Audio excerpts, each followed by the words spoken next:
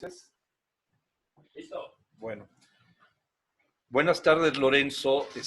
Muchísimas gracias doblemente, porque como lo comentamos, esto es una conversación, no es una entrevista, es una plática. Y la vez pasada tuvimos algunos problemas técnicos. Vamos a retomar algunos temas de la plática pasada, de la sesión anterior, para poder aclarar porque se nos fueron, ¿sí? Muy bien. Y quisiera desde el principio recordar, y vuelvo a insistir y le vuelvo a repetir, aquel aniversario del colegio de los 20 años, cuando lo presidía el colegio la doctora Isabel Monroy, donde fueron invitados el doctor Guillermo Cermeño, el antropólogo Andrés Fábregas y usted, como algunos de los que dieron el apoyo inicial al colegio de San Luis. Y agradecerle siempre, pues, ese impulso, que como lo comentábamos, fue en su caso, creo que un acto de fe ciega, y logró, con el paso del tiempo, fortalecerse, en fin, y siempre nos acompañó. Pero quisiera detenerme también en el tema, porque estuve pensando, Lorenzo, que compartimos en esta vida académica las reflexiones del país desde esos lugares académicos, ¿sí? Usted mencionaba ayer, por los diferentes grupos, cómo vive cada sector social la vida en México, ¿no? Son vidas muy distintas. Entonces me gustaría que desde allí, desde ese espacio, con todo lo que significa y lo que puede significar en el futuro del país, pudiéramos conversar del Estado-Nación en estos momentos en México. Muy bien, Tomás. Yo parto de la idea, que no es original, desde luego, pero sí es necesaria, que el Estado-Nación cualquiera, pero aterricémoslo en México, es un proceso de construcción muy lento, muy costoso, lleno de conflictos y donde no se escatima la sangre. La última etapa, que sería la transformación de una colonia de explotación. No es cualquier colonia la que se vivió en México. Es una colonización de muy pocos europeos, con lo que dejaron las pandemias de población original, y está dedicada, no exclusivamente, pero básicamente, a la explotación de esta vasta zona geográfica que no tenía siquiera realmente una ocupación política formal. No se conocía bien a bien la frontera, sobre todo la frontera norte. Entonces, hacer de esa colonia, que para poderla dominar, entre otras cosas, la corona, desde luego que la tuvo que dividir en regiones. La nación, tal y como lo plantearon en Cádiz en 1812 los liberales, esos revolucionarios españoles, pues era la nación española, esa gran nación que pasaba de Europa al Atlántico y creaba ese enorme espacio de dominio español. Entonces México era una parte de eso. Pero dentro de la Nueva España, pues había puros pedacitos de sociedades en cierto sentido autosuficientes, con una más o menos identidad local, pero muy divididas por clases, por estratos. Entonces, hacer de esa rompecabezas una nación, un Estado nacional, que es la intención una vez que se logra el gobierno independiente, ¡úfale! Va a costar muchísimo. Yo no sé, Tomás, si ya somos un Estado-nación. Se supone que sí, que en algún punto de finales del siglo XIX y sobre todo después de la Revolución Mexicana, pues como que se coaguló esto y se hizo un Estado-nación. Pero hay unas zonas en que todavía en los 1920s, 1930s, se sienten tan lejos, porque entre otras cosas no domina el español esas regiones. Por ejemplo, la Sierra de Puebla.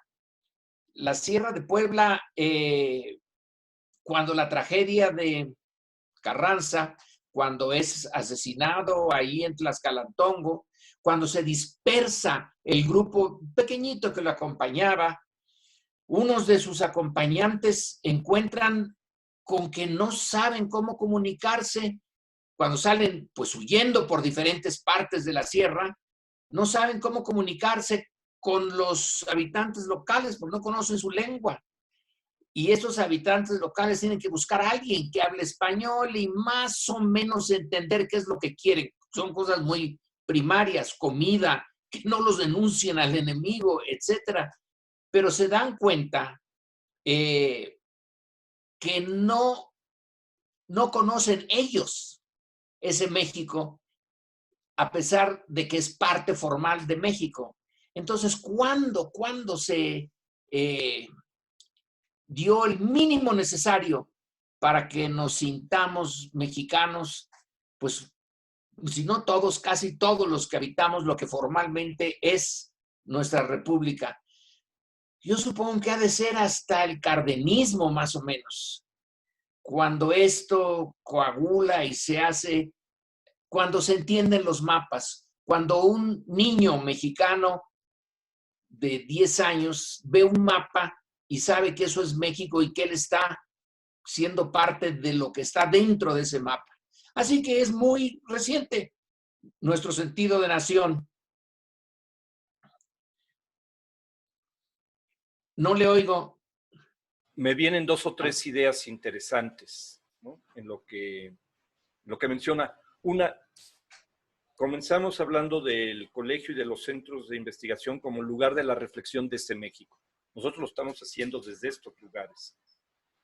Me parece que, lo comentamos la vez pasada, en la experiencia que tenemos, por lo menos yo lo veo en el Colegio de San Luis, que lo comentamos con algunos colegas, estas construcciones que vienen, porque fue una construcción como otras, de otros centros, de abajo hacia arriba, que van articulando sectores académicos, investigadores, políticos, un gobernador, en ese caso Horacio Sánchez Unzueta, un secretario de Educación, Miguel Limón Rojas, que simpatizan con el proyecto, en fin, empresarios que apoyan también, sectores sociales, se va construyendo, y estos centros que tienen una articulación en términos de investigación como otros del país, pues son amalgama de lo nacional en muchos sentidos, como son otros espacios, ¿sí? Que es muy importante. Usted toca el tema de la educación. Sin duda, esos años que usted menciona son básicos porque son los años donde se intenta homogeneizar la educación en todo el país. Es decir, los libros de texto que van a venir después, etcétera, etcétera, ¿no? Que se llegó a hablar de la historia oficial, ¿no? ¿Se acuerda, no? Y empiezan después otra vez las historias regionales, que es donde este ir y venir del centro a la región y de la región al centro. Me atrevo a pensar que estamos en un momento de gran tensión porque están confrontadas desde esa perspectiva estas dos fuerzas, la de un proceso de centralización y la de las regiones. Ahora, sí, ahora con el ingrediente que no estaba tan presente, o era otro tipo, le llaman mundialización o como quieran, pero no estaba la globalización. Ahora sí está la globalización. Esa tensión, ¿cómo la está viendo usted hoy en día? Ese es un tema enorme y muy bueno, Tomás, porque visto a nivel mundial, claro que ya no quedó un solo rincón de la Tierra sin que haya sido tocado por la globalización. Y sin embargo, centros vitales de donde nació la globalización, en su última etapa. La globalización inicial, bueno, fue con el descubrimiento de América, etcétera. Pero en su última etapa, en los 1970s, 80s, con Thatcher y con Reagan, que son los que dan ya el toque final a ese marco de globalización económica. Resulta que Inglaterra, que es el centro de esto histórico, tiene una tensión enorme entre Escocia e Inglaterra, que la Gran Bretaña, una nación que vaya que si se construyó con sangre, sudor y lágrimas, tiene ahora que reflexionar sobre si realmente es el Estado-nación que se imaginó, si Irlanda es también parte o no es parte de ella. Si esos países que fueron los que crearon el Estado Nacional moderno con su burocracia, sus ejércitos, su comercio, su industria, etcétera, tienen ese ir y venir ahora y no está resuelto, bueno, nosotros somos parte de ese rejuego de regiones que ahora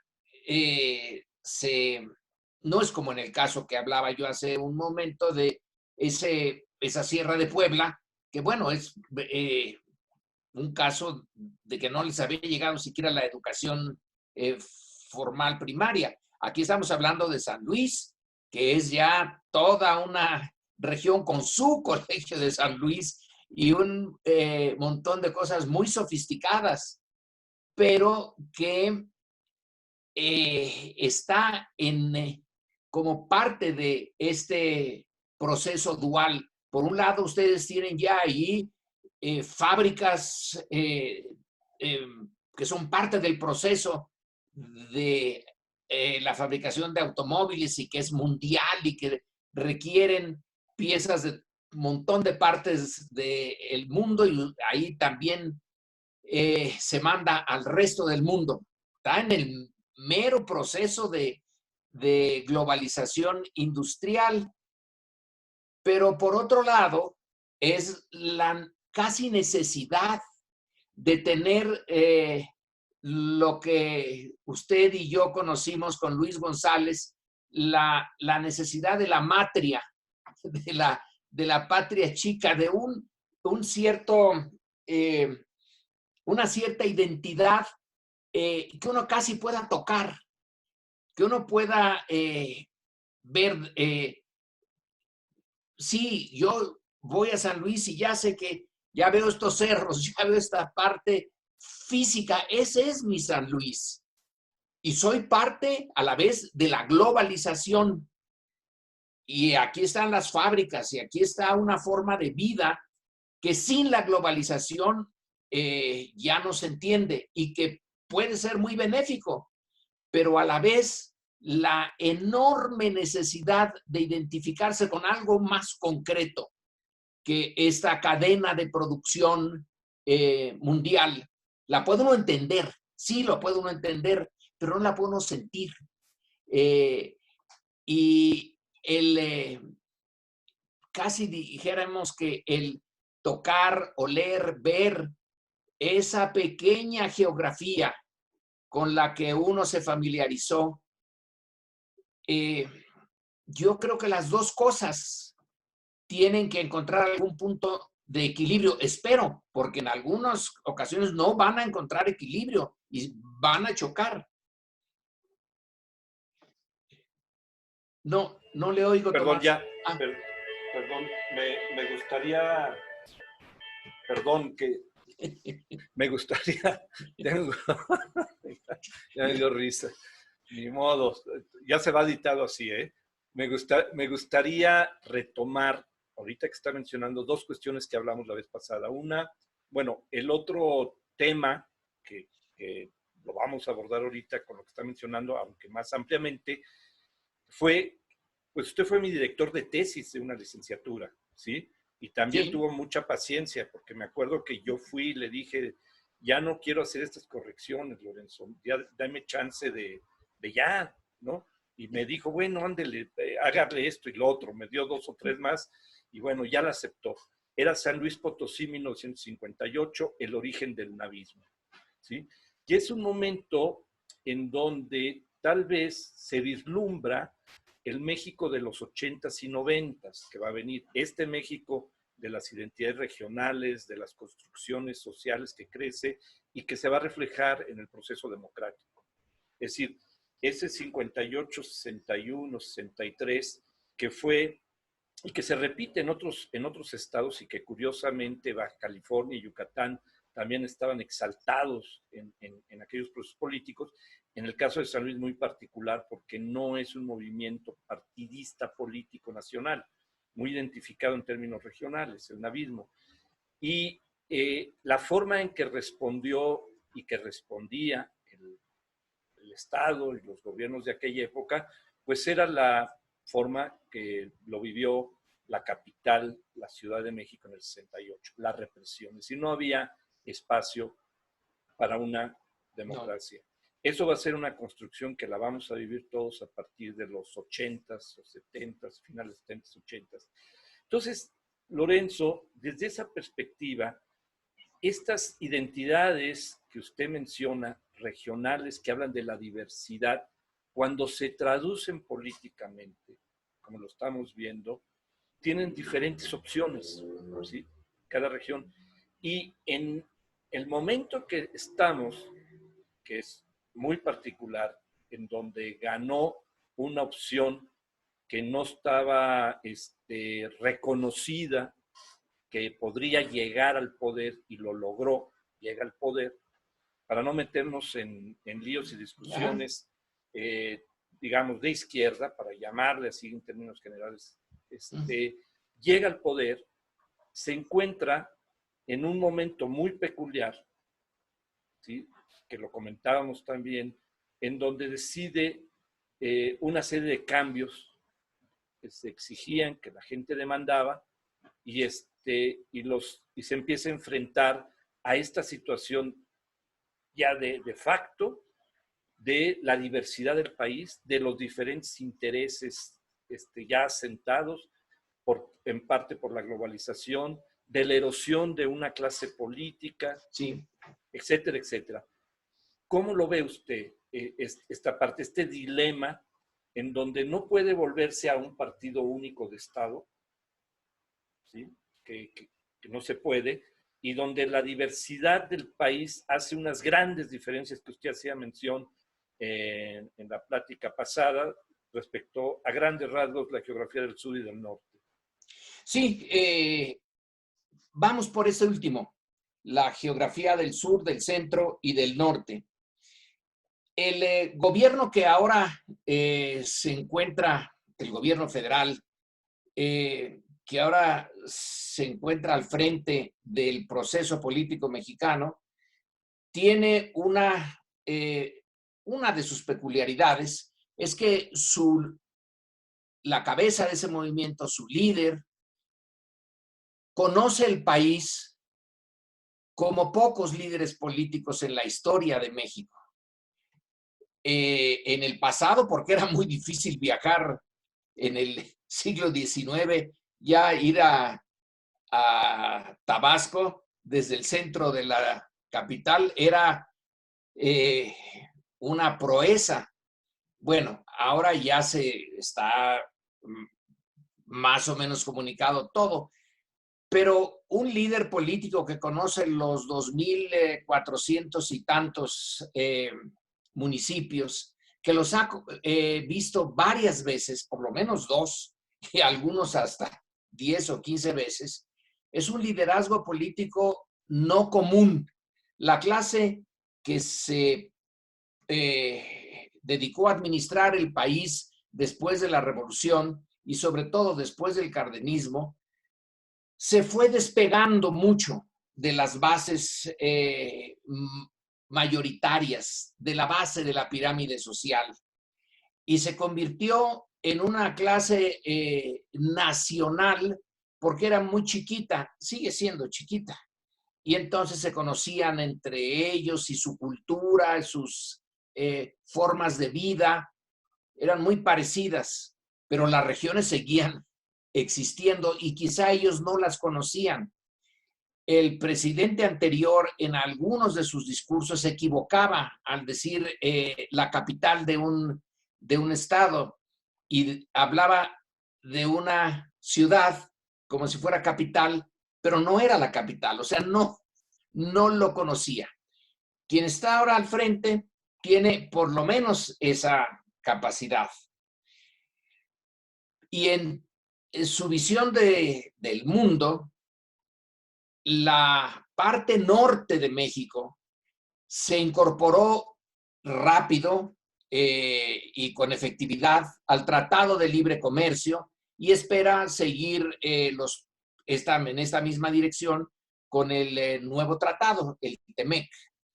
El sur se quedó rezagado.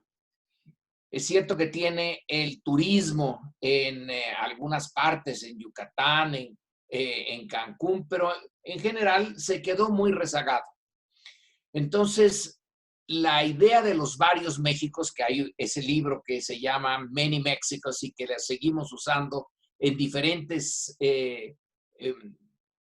situaciones, muchos Méxicos, bueno, pues seguimos teniéndolos y el sur se quedó rezagado. Ahora entre otras cosas, se piensa darle impulso a ese sur, porque de seguir las tendencias que estaban, realmente esto iba a ser cada vez más 2 o 3 países. Pero va más allá del hecho de recobrar un cierto balance entre las regiones, macro regiones de México. Va también en el sentido de un equilibrio entre las clases.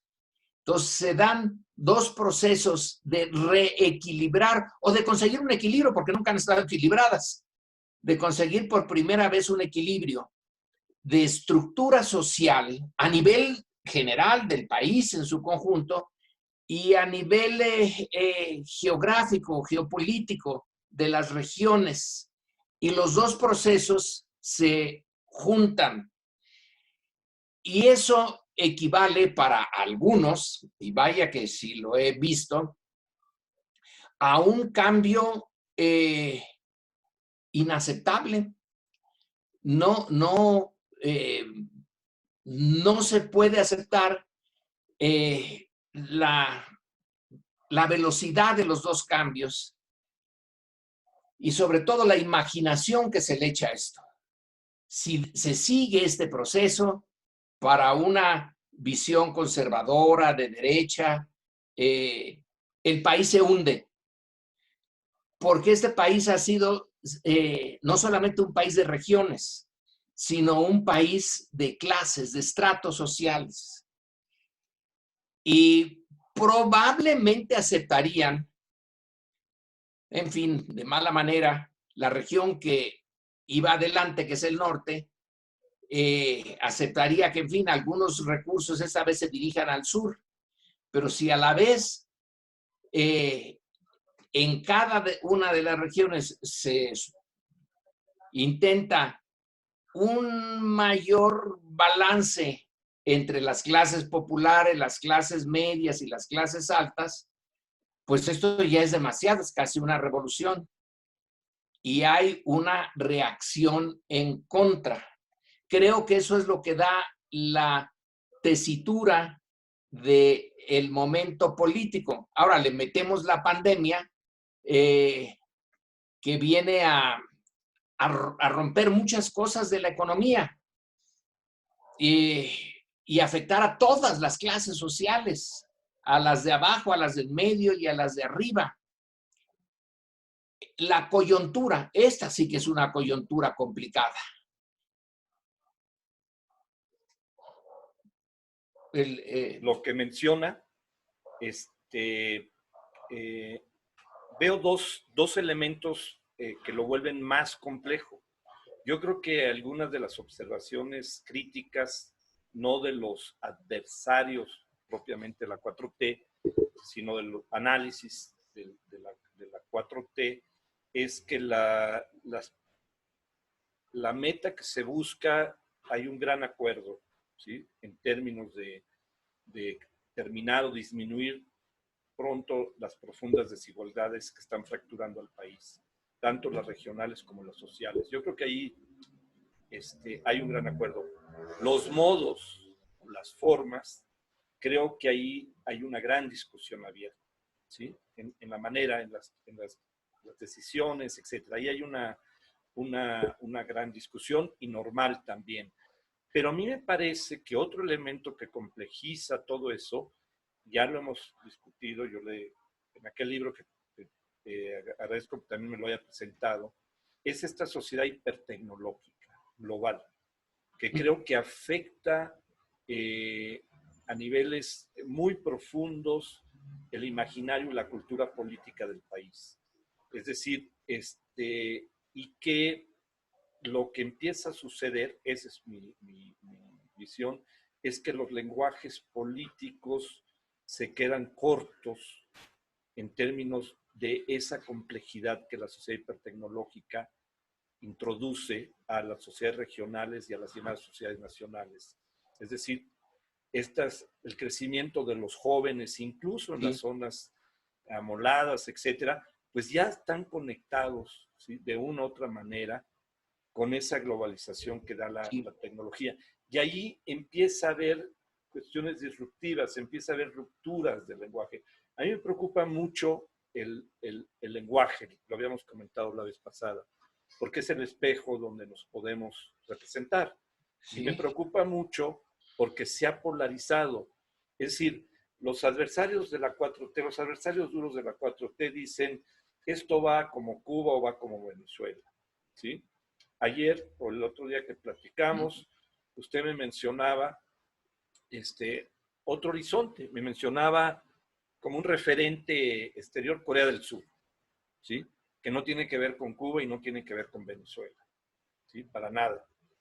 Y que más bien apunta a el desarrollo de las regiones, ¿sí? Al equilibrio, a devolverle a la población un cierto orgullo, una construcción de su identidad frente a un entorno donde está China, donde está Japón, sí, a mencionar a dos nada más, y donde juegan un papel cada vez más importante y en cuestiones culturales, la Corea del Sur, ni se diga.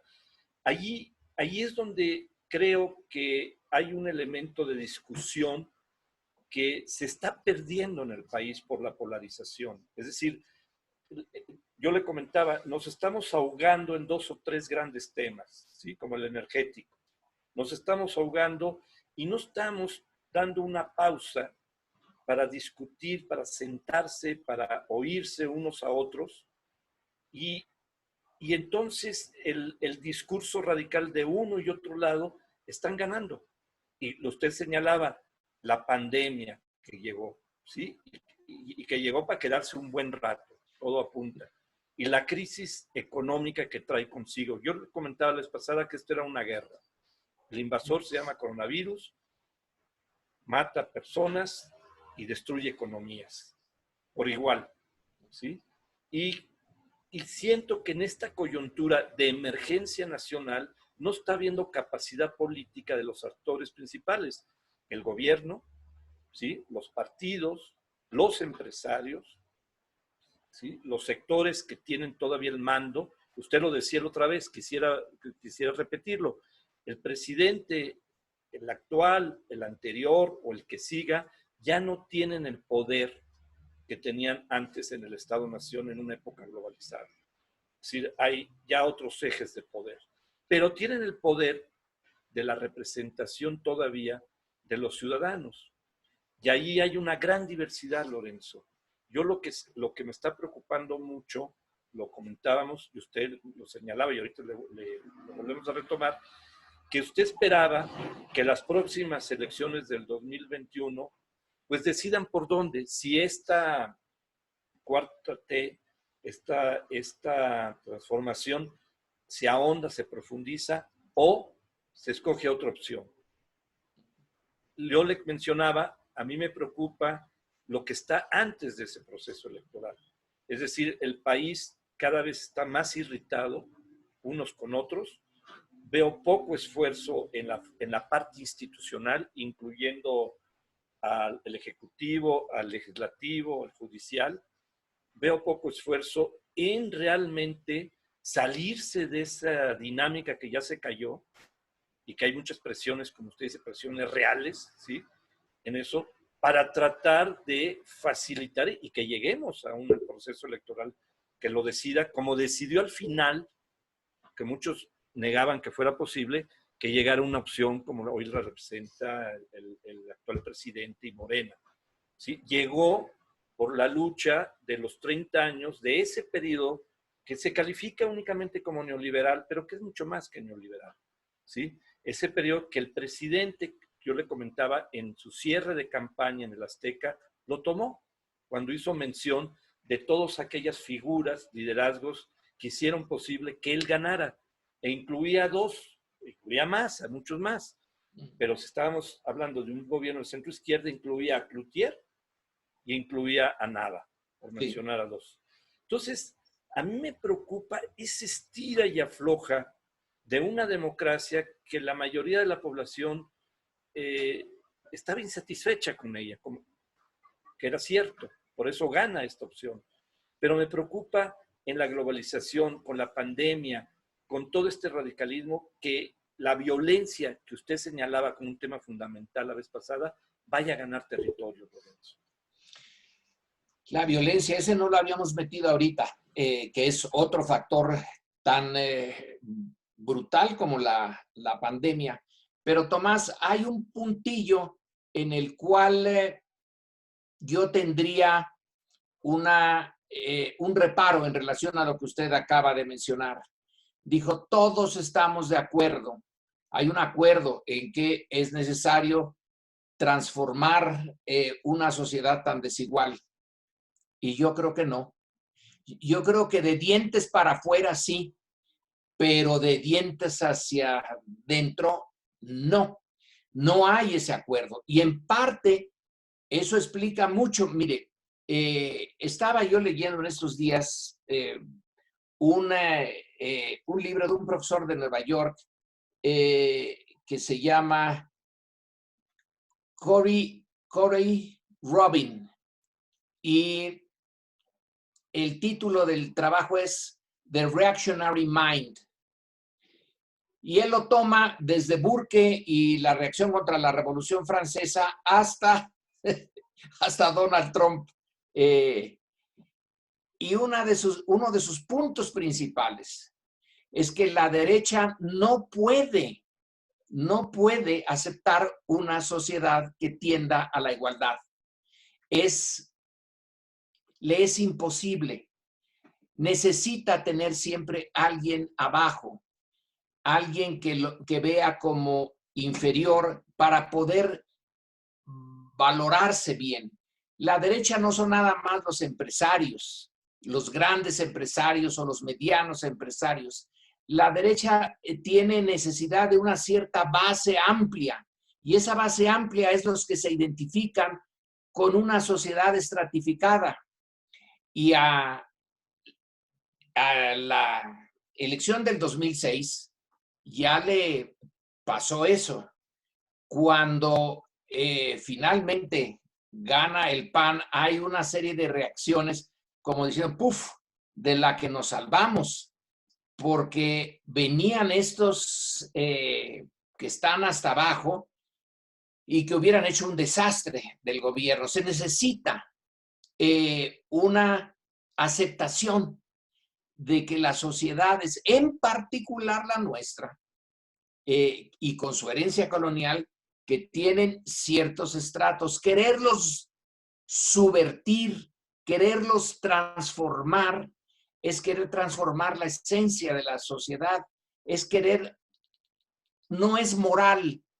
Dice Andrés Manuel, que citando a Juárez, la reacción, un triunfo de la reacción es moralmente imposible. Bueno, la reacción tiene una moral. Y una parte central de esa moral es que no se juegue con la idea de la igualdad realmente.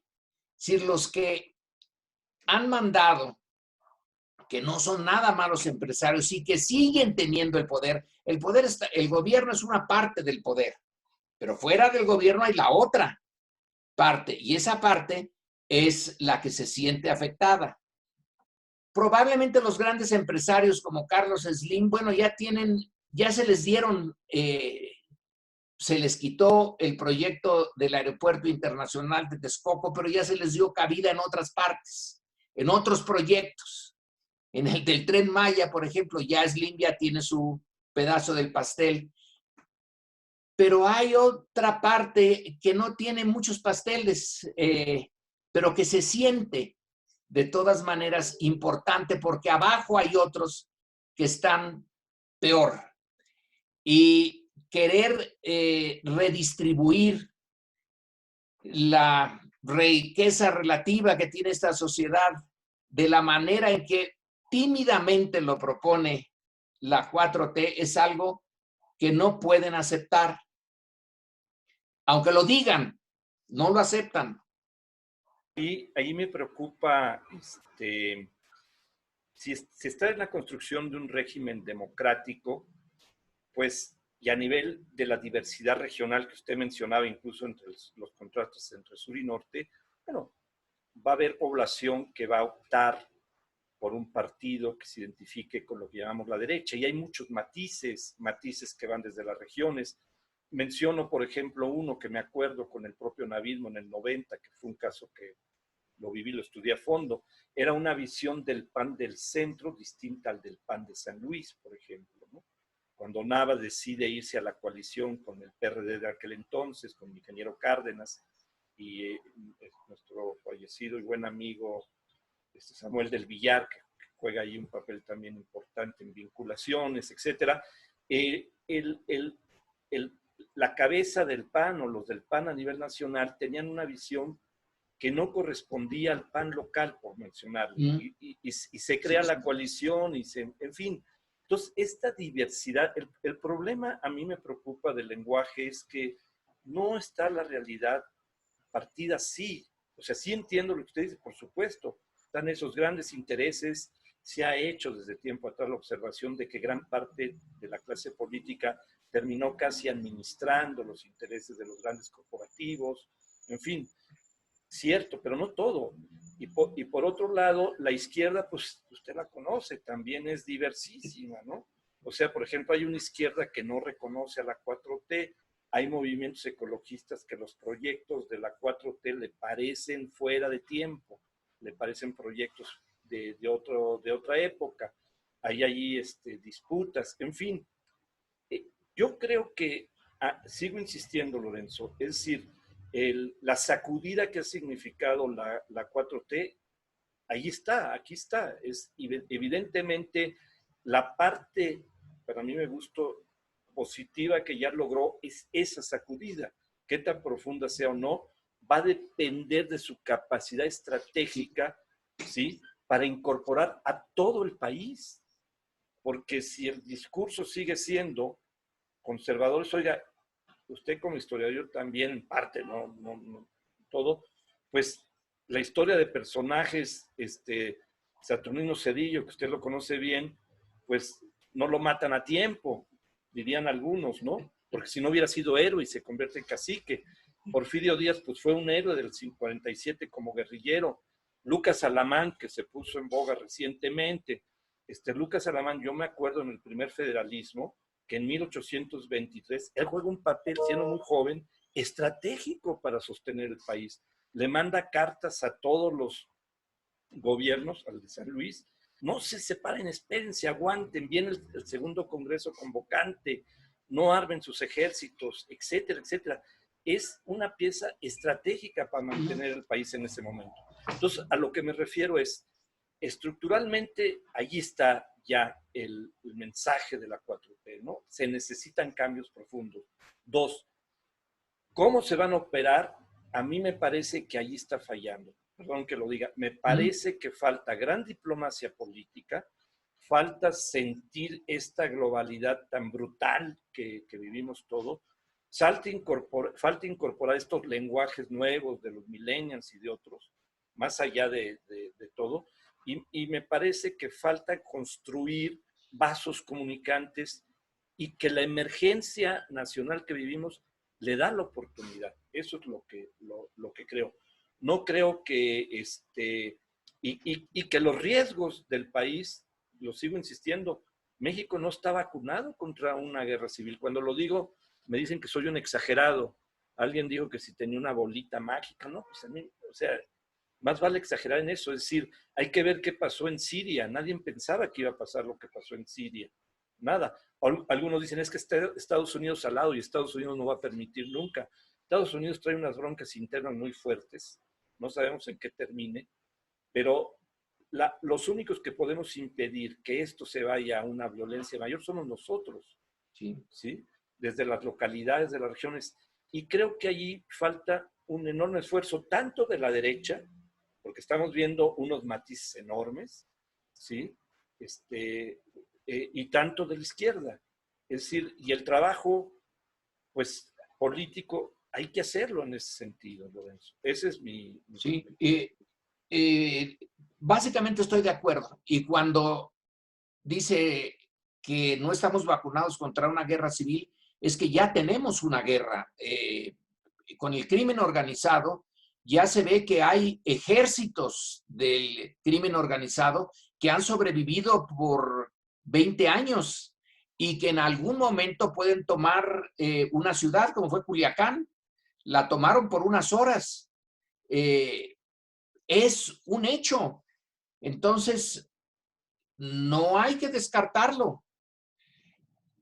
Que quizá en este momento, como el poder formal está en un gobierno de izquierda, decía una tía mía, es que aquí no cabe la prudencia en ninguno y yo tengo que ser la prudente.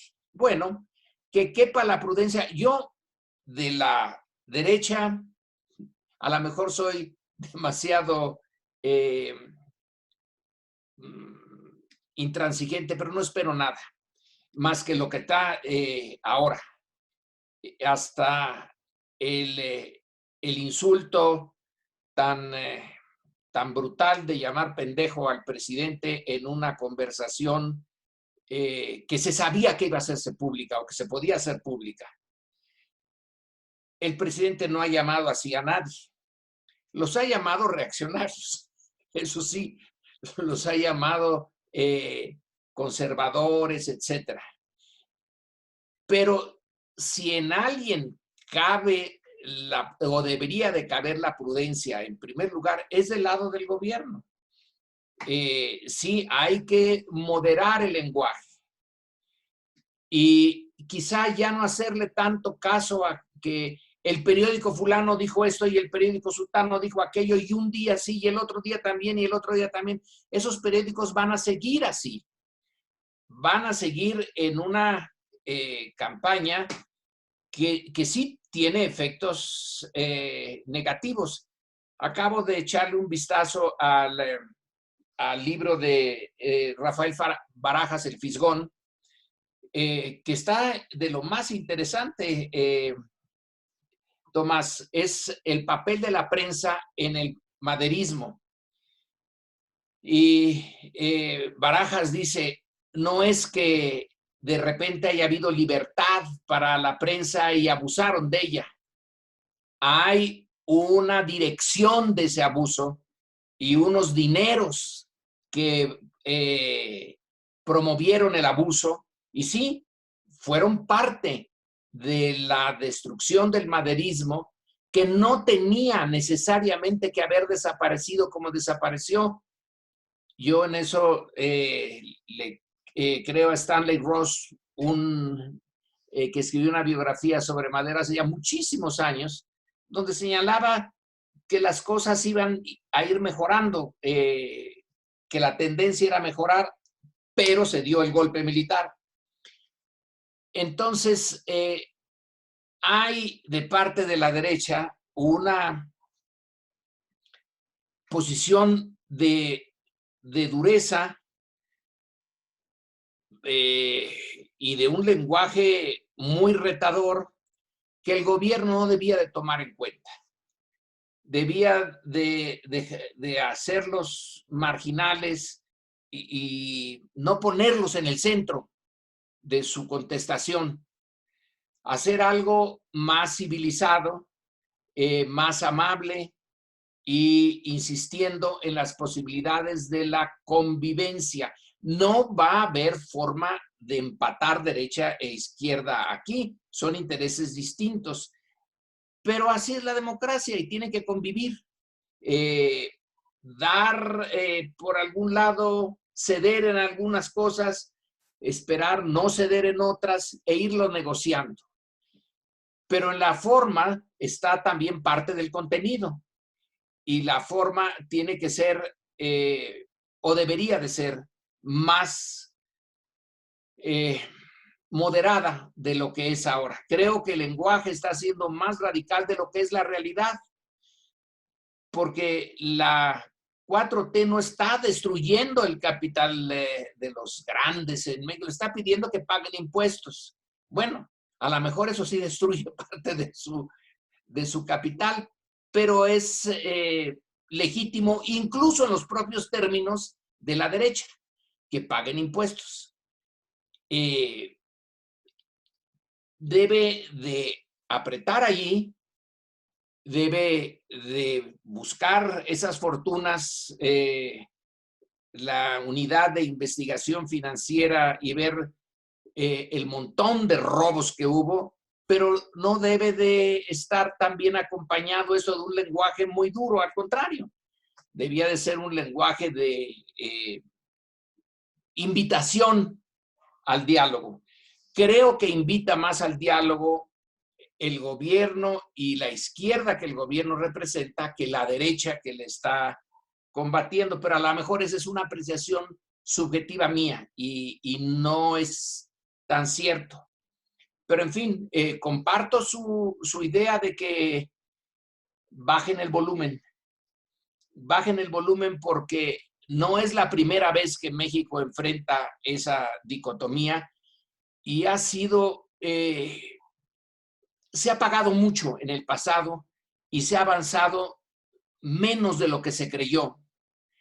Se pagaron precios altos por avances relativamente moderados. Entonces, esta vez vamos a seguir, vamos a aceptar que el avance va a ser moderado, vamos a bajar el volumen para no tener que pagar el precio de eso que está en el trasfondo de lo que usted dice, que una guerra civil no sería tan descabellado. Espero que todavía siga siendo muy descabellado porque se necesitaría realmente una participación del ejército en esto. Y por ahora no veo al ejército metido en la controversia. Unos cuantos generales en retiro sí se metieron hace unos meses. No han vuelto a aparecer. El general secretario y el almirante secretario mantienen un discurso muy sensato, muy conciliador. Más bien se mantienen al margen. Esa parte de la institucionalidad la veo bien. Pero en fin, todos deberían, desde sus propias posiciones institucionales en el gobierno, ser capaces de moderar el discurso, aunque, le insisto, Tomás, yo no veo a la derecha capaz de hacer lo mismo. Mire, estoy de acuerdo en varias y algunas, no tanto, déjeme decirle. Primero, creo que hay un gran centro también en el país, ¿no? Que no lo podemos calificar ni derecha ni izquierda, que puede optar por esto, por allá. Por lo menos la experiencia local, la historia de San Luis así lo muestra. Habrá en otros lugares sí o no, y que incluso siento que la 4T puede perder fuerza si no maneja, si no trabaja el lenguaje, porque pues lo comentamos la vez pasada, en el caso de Pigmenio, por ejemplo, cuando hablaba de revolución y él está tomando ya el palacio, ¿no? El invierno y en fin, todo este proceso, bueno, pues en el imaginario de la gente también dice, pues a dónde van estos cuates, ¿no? En fin, yo sí creo que usted señaló algo muy importante sobre los ejércitos del crimen. Es decir, Y la vez pasada también nos referimos a eso, y también ahí uno podría decir cosas que me parece, en mi perspectiva, han faltado. Es decir, el crimen, los ejércitos ya están del crimen, ya tienen territorios, ya han mostrado su fuerza en todos lados del país. Y estructuralmente expresan las nupcias de la política y el crimen, ¿sí? Completamente, de la clase política y la clase criminal. Es decir, se volvió muy porosa y hay en todos lados está. ¿Cómo se va a separar eso? ¿Cómo se va a disminuir? Es el gran reto. Usted lo decía la vez pasada, que ahí podían estar unidos todos, pero no pasó, ¿no? Tampoco se ha logrado. Las estrategias son diversas, etcétera. Menciona lo del ejército. Estoy de acuerdo, pero creo que nos está faltando sopesar el nivel de la crisis de la pandemia y la crisis económica mezclada con esta irritación política, mezclada con intereses también de fuera, porque aquí van a meter mano y ya están metiendo mano todos, ¿no? No nomás los norteamericanos, todos están metiendo manos, ¿no? Entonces, a mí me parece que no estamos midiendo la dimensión de esa combinación de elementos bastante negativos, y yo no veo, Lorenzo, una institucionalidad política muy fuerte, ¿sí? No la veo, ¿sí? Ojalá, no la veo. La veo muy erosionada, muy irritada, unos a otros, y la fractura regional ya se está viendo, más allá de que nos guste más o de que tenga que haber un balance, que lo comentamos, polarización no es igual a balance, está faltando mucho balance, pero ya empieza a haber estas fracturas que también están en la historia de México, ¿no? Están en sus historias.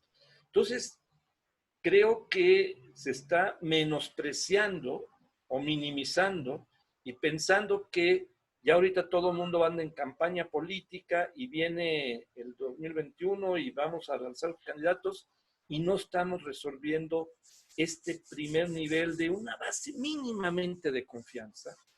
Con lo que usted está diciendo, va a haber sectores de derecha que no, pero igual que va a haber sectores de izquierda que no. Y estructuralmente, para mí, y ahí ya me encaminaría a una última reflexión que me gustaría que usted que hiciera un buen resumen con el que empezó del Estado-Nación. Yo le había comentado que si bien se entiende que ahorita es un proceso de centralización para lograr ciertos cambios, me parece que la salida de un Estado-Nación en la globalización tiene que ir por otro proyecto más estructurado en las autonomías, en un federalismo más consistente, aprovechando todas las redes hipertecnológicas, lo que usted mencionaba sobre Corea del Sur. Me parece que por ahí podría haber un horizonte, que no lo veo, de planteamiento común, donde se podría entender lo fundamental de la 4T, que busca bajarle enormemente al desequilibrio, bajarle a la impunidad, bajarle a la corrupción, pero respetando estos procesos regionales, estas diferenciaciones culturales y creando autonomías que ya están, como la de los zapatistas, que es una comunidad, como comunidades autónomas que han funcionado a pesar de todo lo que se digan, etcétera, y respetar eso, ir construyendo esto. En algunas urbes va a ser diferente, en otros le van a pegar más hacia un concepto más, digamos, en esa óptica que está más cerca de un centro derecha. En fin, a mí me parece que esa democracia que puede sobrevivir de toda esta pandemia y que el proceso electoral ojalá llegue y que pueda fortalecer, tendría que tener un previo horizonte, Lorenzo, que no lo veo. Un previo horizonte. Mínimo. Sí, tendría que volverse a revivir y a reformular la utopía. Una utopía a nuestro nivel, no una utopía universal al estilo de la izquierda marxista tradicional o una utopía neoliberal al estilo de Hayek y de Milton Friedman. Una utopía más pequeñita, más chiquita, más controlable, en donde sí cupiera, desde luego, el empresario y el empresario no aprovechado, sino el empresario como a veces se ven algunos de ellos, como si fueran los grandes capitanes, ¿no? Los grandes guerreros medievales que llevan a su reino hacia una conquista y una vida mejor. La conquista no sería física ni territorial, sino la conquista de etapas superiores en el desarrollo, cuidando muchísimo el equilibrio ecológico que antes no se tomaba en cuenta y que el capitalismo menos lo tomó en cuenta, pero el socialismo tampoco. Ni en la URSS ni en China valió para nada eso. Entonces, una mezcla de un nacionalismo positivo, porque se ha dicho mucho, y se acuerda en la época de oro del neoliberalismo, algunos colegas, ya hay que dejar el nacionalismo, eso es un lastre, le pesa a México, no quiero poner nombres, pero está por escrito una losa, una especie de pípila que llevaba encima el nacionalismo y que no lo dejaba moverse aceleradamente. Hay un nacionalismo positivo. Nosotros no podemos tener un nacionalismo agresivo contra nadie, aunque quisiéramos, no hay forma. El nacionalismo es para cumplir ciertas metas. A mí me gusta mucho el proyecto original en una parte, no en toda, de Morelos, ese donde habla de la independencia, que siempre será relativa para México porque tiene Estados Unidos al lado. Pero en fin, vale la pena una lucha por un espacio de independencia relativa. Y lo otro, lo de moderar entre la opulencia y la miseria, una comunidad que sea solidaria consigo misma, que no ha sido el caso en México. La solidaridad nada más cuando hay temblores y por un tiempecito chiquito y listo. Entonces, una visión generosa, no la van a tomar todos, obviamente que no, pero presentarla como un proyecto en el estilo de Corea. Ellos dijeron, bueno, aquí vamos a hacer unas cuantas industrias, vamos a aumentar nuestra independencia después de la guerra de Corea y que dependían tanto de Estados Unidos, mientras la otra dependía de China y de la Unión Soviética. Vamos a moverlos en un espacio pequeño, pero la energía va a confluir en una Corea nueva, orgullosa de sí misma, con un gobierno eficiente, más o menos honrado, porque ya vimos que a los de Samsung ya les cayó la justicia al líder, al dueño de Samsung por andar haciendo cosas que no debía. Pero en fin, sentirse orgullosos de sí mismos ante el mundo. Eso es lo que los mexicanos podrían aspirar a una modesta pero real satisfacción de sentirse orgullosos y no avergonzados, porque hay muchas cosas como comunidad, esta enorme peso de la corrupción, el crimen organizado, la falta de justicia, la desigualdad, pues nada de eso nos puede hacer sentir un gran orgullo. Entonces, una utopía modesta no estaría mal. Nunca están de más. Creo, de acuerdo, falta eso. Y otra cuestión, Lorenzo, que lo comentábamos, bueno, desde aquel que a mí me he metido en ese libro, vivimos, la gente, todos vivimos más velozmente, es un vértigo, por la tecnología está insertada culturalmente en nuestras mentes y la política es una de sus principales víctimas, primero. Todo es precipitado, todo es en un instante, todo hay que tener presencia, etc. yo creo que lo que necesita, y se lo comentaba la vez pasada, es que la nación necesita una pausa, darse una pausa, ¿sí? Apagar el radio un poco, ¿no?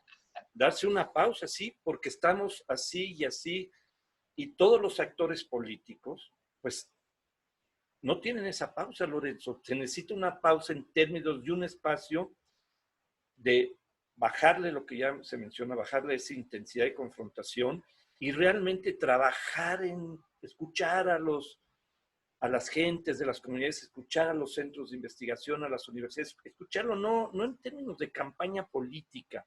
Ya hay grupos tanto de antes del neoliberalismo como de la gente que viene de la izquierda.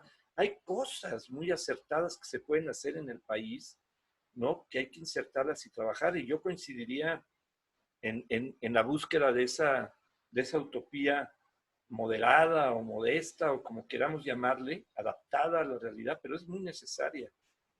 Sí. Pues, Lorenzo, yo en verdad le agradezco muchísimo el Pero permitir. no tiene nada que agradecer, pues la disfrutamos. Yo la disfruté de mi lado. Entonces, ¿cuál agradecimiento de su lado? Es mutuo. La pasamos bien. Espero que sirva de algo, al menos para usted y para mí. No sé si para alguien más. Bueno, Lorenzo, no, pues se lo agradezco de todas maneras. Siempre ha estado al lado de nosotros acá en el Colegio de San Luis desde el inicio. Y eso no se, como dice, no se olvida, ¿no? Esa fue otra utopía, fíjese, una utopía más chiquitita, el Colegio de San Luis. Cuando se empezó a desarrollar, cuando estaban en el archivo de ahí de San Luis, ¿quién iba a suponer que habría el colegio así con concreto y grandote y con proyectos y alumnos e investigadores? Y se hizo, bueno, algo así para el país. Sí es, y pues trabajo de equipo, Lorenzo, ¿no? De mucho equipo. Así es. Pues muchas gracias, Lorenzo, y que tenga muy buenas tardes. Y suerte en San Luis, que no les pegue la pandemia como nos pegó a nosotros aquí en la Ciudad de México. Uf, hay que cuidarse. Cuídese, Lorenzo. Mucha suerte. Mucha suerte. Gracias. Hasta luego. ¿Tú le cortas? Sí, yo le corto. Ya está. Muchísimas gracias, doctor. Hasta luego. Nos vemos. Muy bien.